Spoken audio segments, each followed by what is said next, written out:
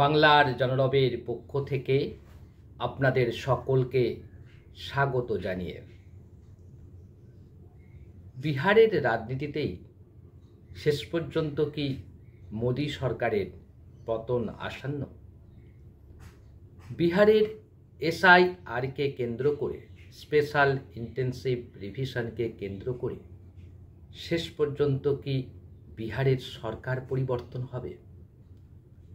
নীতিশ কুমার কি পাল্টি খেতে পারে? বিহার বিধানসভা নির্বাচনের আগেই কি বিজেপির হাত ছাড়তে পারেন নীতিশ কুমার?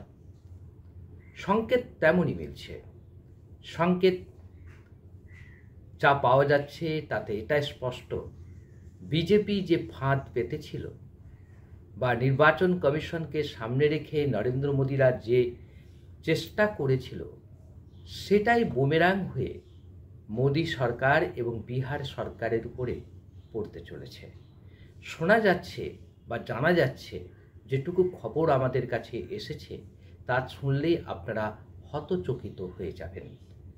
গদি মিডিয়ায় এই খবর দেখাবে না, প্রথম কথা। দ্বিতীয় হচ্ছে, গদি মিডিয়া বা কোনো বড় মিডিয়ার হাউসে এই খবর প্রকাশও হবে না। যে খবর সুপ্তভাবে রয়েছে সেই খবরকে সামনে আনার দায়িত্ব বাংলার জনরবে। সেই দায়িত্বটুকু পালন করছি। আপনারা তার আগেই আপনাদের কাছে অনুরোধ করব, এই বিশেষ প্রতিবেদনটি বেশি বেশি মানুষের কাছে পৌঁছে দেওয়ার জন্য শেয়ার করবেন, সাবস্ক্রাইব করবেন এবং আরও বেশি যাতে মানুষ দেখতে পায়, আরও বেশি মানুষ যাতে সচেতন হতে পারে সেই কাজটা আপনারা করবেন, এই প্রত্যাশা আপনাদের প্রতি রাখছি। যে প্রশ্নটা প্রথমেই করেছিলাম, বিহার সরকার কি পরিবর্তন হচ্ছে? বিহারে কি এই জোটের মধ্যেই প্রশ্ন উঠতে শুরু করেছে এসআইআর নিয়ে? এসআইআরের সময় নিয়ে প্রশ্ন উঠতে শুরু করেছে, যে সময়টা সুপ্রিম কোর্ট প্রশ্ন করেছিল। সুপ্রিম কোর্ট যে কথাটা বলেছিলেন যে এই যে স্পেশাল ইন্টেন্সিভ রিভিশন আপনারা করছেন বা শুরু করেছেন বিহারে, এটা নির্বাচনের এই কয়েক মাস আগে শুরু করলেন কেন? এটা কেন আপনি শুরু করলেন না 6 মাস আগে বা 1 বছর আগে বা লোকসভা নির্বাচনের পরে পরে? যে প্রশ্নগুলো রাহুল গান্ধী করছিলেন, যে প্রশ্নগুলো তেজস্বী যাদবরা করছিলেন, সেই প্রশ্নগুলোই কিন্তু এখন স্বয়ং জেডিইউ এর সাংসদ করছেন, জেডিইউ নেতা করতে শুরু করে দিচ্ছেন। শুনছেন কিনা জানি না আপনারা, অবশ্যই শুনেছেন কারণ সেসব খবর ভাইরাল হয়ে গেছে। গিরিধারী যাদব বাঁকা থেকে সাংসদ, তিনি 4 বারের সাংসদ, 1 বার 2 বার নয়, প্রায় 20 বছরের বেশি সময় ধরে তিনি এমপি রয়েছেন সংসদের ভেতরে এবং খুব প্রভাবশালী নেতা বিহারের রাজনীতিতে এবং যাদব সম্প্রদায়ের মধ্যে বিশাল প্রভাবশালী। তিনি কি বলেছেন? তিনি বলেছেন যে নির্বাচন কমিশনের বিহারের ইতিহাস, ভূগোল এবং বাস্তব জ্ঞান নেই। নির্বাচন কমিশন যা করছে এটা ঠিক করছে না। আরও প্রশ্ন করেছেন 2024-এর ভোটার লিস্ট তাতে যদি সন্দেহ থেকে থাকে তাহলে আমাদের নির্বাচন তো সন্দেহজনক, আমাদের নির্বাচন তো অবৈধ হওয়া উচিত। ঘুরিয়ে হয়তো বলেননি তিনি যে নরেন্দ্র মোদী নির্বাচন অবৈধ, নিজের নির্বাচনকে, নিজের সাংসদ পদকে বলছেন অবৈধ হতে পারে, আমারও সাংসদ পদ ছেড়ে দেওয়া উচিত। এই কথা বলার মধ্য দিয়ে গিরিধারী যাদব কি সংকেত দিলেন? তারপরে বিধায়ক, জেডিইউর বিধায়ক বলছেন তিনিও সরাসরি নির্বাচন কমিশনকে আক্রমণ করছেন। তার মানে এটাই স্পষ্ট যে নীতিশ কুমারের যে দল, জনতা দল ইউনাইটেড, জেডিইউ, তাদের মধ্যেই সংকট দেখা দিয়েছে। সেই দলেই ভাঙন হওয়ার সম্ভাবনা রয়েছে এবং নীতিশ কুমার পুরো বিষয়টির দিকে তাকিয়ে রয়েছে, উপলব্ধি করতে পেরেছেন। সেজন্যই দেখবেন গত 2 দিন আগে বিহার বিধানসভার ভিতরে যখন এই এসআইআর নিয়ে আলোচনা হচ্ছিল, তখন তেজস্বী যাদব যখন নির্বাচন কমিশন এবং নরেন্দ্র মোদীর যোগসাজশ নিয়ে প্রশ্ন করছিলেন মোদী সরকারের, যখন একের পর এক তোপ দাগছিলেন, তখন কিন্তু উনি উঠে এই এসআইআর নিয়ে একটা কথাও বলেননি। উনি বললেন তোমার বাবা, তোমার মা ছিল রাজ্যের মুখ্যমন্ত্রী ছিল, তুমি তখন ছোট ছিলে, তুমি জানতে কি ছিল, জঙ্গল রাজ ছিল, হ্যান ছিল, ত্যান ছিল। সেই 2005-এর গল্প শুরু করলেন। 2005 থেকে যে 20 বছর অতিবাহিত হয়ে গেছে, এই 20 বছরের ভোটার তালিকায় যদি বিদেশি নাম থাকে, যদি মায়ানমারের আদিবাসীর নাম থাকে, যদি বাংলাদেশিদের নাম থাকে, যদি নেপালিদের নাম থাকে, তাহলে সেটা কার দায়? বলছে 52 লক্ষ ভোটারের নাম ক্যান্সেল করা হয়েছে, বাদ দেওয়া হয়েছে। তারা মারা গেছে, কেউ ভোটার মানে চেঞ্জ করে নিয়েছে, মানে স্থান চেঞ্জ করেছে, কারো 2 জায়গায় ভোট আছে, এসব পরিবর্তন করা হয়েছে। হতে পারে পরিবর্তন করা, এত করে প্রচার করার তো দরকার নেই, কারণ এটা তাহলে তো আর বিদেশি কেউ নেই, তাহলে নিবিড় সংশোধিত ভোটার তালিকা তৈরি করার কি প্রয়োজন ছিল? উল্টো দিকে দিল্লিতে দাঁড়িয়ে যেভাবে ইন্ডিয়া জোট ঐক্যবদ্ধ হয়েছে, এই ঐক্যবদ্ধতা ভেবে পায়নি নরেন্দ্র মোদী সরকার এবং বিজেপি এখন পালাবার পথ খুঁজছে, যে কোনো মূল্যে হোক বিহারের স্পেশাল ইন্টেনসিভ রিভিশনকে হয় পেছাবে, নালে স্থগিত করবে, প্রয়োজন হলে সুপ্রিম কোর্টের মাধ্যমে করতে পারে তারা বলে আমাদের শোনা যাচ্ছে।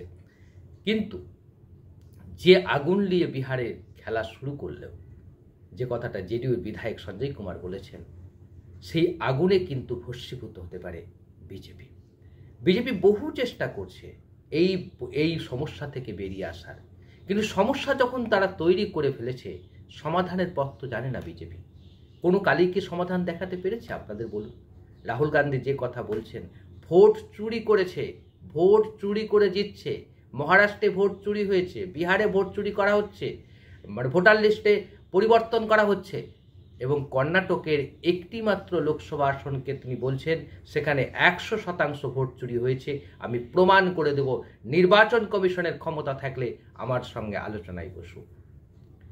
এইভাবে স্বাধীনতার 78 বছর পর এইভাবে কোনো নির্বাচন কমিশনকে বেনকাব হতে দেখা যায়নি। এতটা উলঙ্গ হয়ে যাবে নির্বাচন কমিশনের যে চরিত্র, যে নিরপেক্ষতা, সেটা যে একবারে পক্ষপাতিত্ব হয়ে যাবে, এবং সেটা যে বিরোধীরা প্রমাণ করে দেবে। বিরোধীরা যে কথাটা বলতে শুরু করেছে, সেই কথাটার জবাব তো নির্বাচন কমিশনের উচিত ছিল সাংবাদিক সম্মেলন করে। এত বড় একটা কাজ করা হচ্ছে, স্পেশাল ইন্টেনসিভ রিভিশন করা হচ্ছে, সেখানে নির্বাচন কমিশন সর্বদলীয় বৈঠক কেন ডাকলেন না? নির্বাচন কমিশনকে নিজেদেরকে ত্রাতা বলে মনে করছেন, তারা মনে করছেন যে আমরা সারা দেশকে চালাবো, সেটা হয় না। হতে পারে না আপনারা সাংবিধানিক সংস্থা, যে প্রক্রিয়ার মধ্যে দিয়ে চলছেন, দেশের যে সংকট তৈরি করেছেন, ওই অহেতুক সংকট তৈরি করার দায় এবং দায়িত্ব দুটোই নির্বাচন কমিশনকে নিতে হবে। শুধু তাই নয়, নির্বাচন কমিশন তো দায়িত্ব নিতেই হবে, এবং এই দায়টা যে পুরো পড়বে মোদী সরকারের উপরে। এখনো পর্যন্ত যা খবর পাওয়া যাচ্ছে, বিহারে সরকার পরিবর্তন হবে বিধানসভার নির্বাচনের আগে। গতকাল তেজস্বী যাদব যে বক্তব্য রেখেছেন, আমরা এই ভোট লুটের বিরুদ্ধে, নির্বাচন কমিশনের কার্যকর্তার বিরুদ্ধে বিহার বিধানসভা নির্বাচন বয়কটের ডাক দিতে পারি।